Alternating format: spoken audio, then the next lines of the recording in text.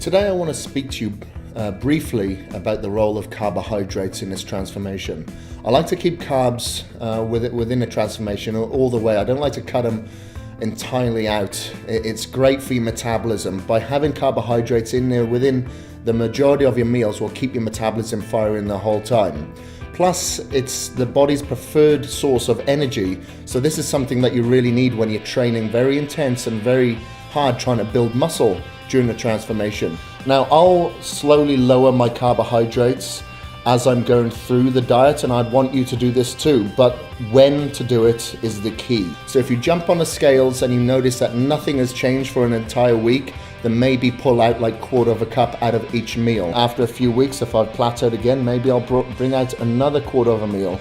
Or you can bring it out of the last couple of meals, because you really wouldn't need those carbohydrates before going to bed. But in the beginning, keep them in there, because no matter what you do in the beginning, your body will transform and start to change due to the cardio and the intensity of the workouts. You'll notice I do mention glycogen several times throughout this transformation. Now, carbohydrates replenish these glycogen stores, and glycogen is what gives us the energy, especially to work out and perform the cardio and do the day-to-day functions.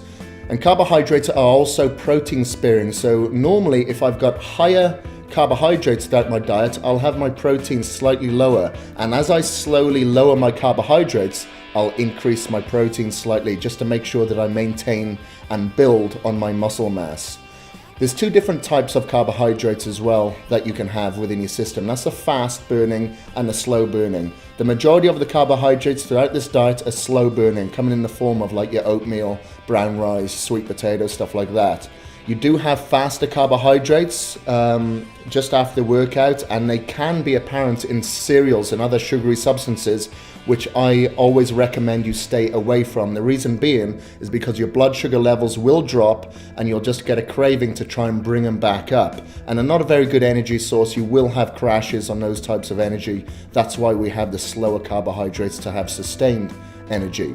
So I hope that's cleared up some carbohydrate confusion. A lot of experts do recommend low carbohydrate diets as a way to go. I personally stay away from that. I did it in one of my very first diets, and all I had was a lot of cravings, crashes, so I didn't have much energy, and I didn't have any strength to train in the gym, so I ended up losing a lot of muscle. When I transform, I've got two goals. I want to build muscle and burn fat at the same time. That's why I like to go the high to moderate carbohydrates, and as we near the end, I just lower it slightly.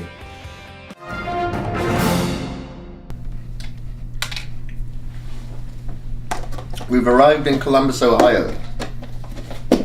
So the packed meals worked out great today on the plane. On the way here, I managed to eat 4 meals, had my Tupperware containers. As soon as we arrived, I just ate another meal, so I think this is meal number 6 now. I'm about to have a cup of coffee and I'm going to do my cardio. I like to have my coffee before my cardio or before my weight training, because that acts like my stimulant and it helps me get going and have an intense workout. Word. Tomorrow is going to be another non-training day. The reason why it's been 2 non-training days in a row is because I'm traveling. However, when I return, I'll be training 3 days in a row to make up for it and make sure that I train every body part within that week. I'll see you tomorrow.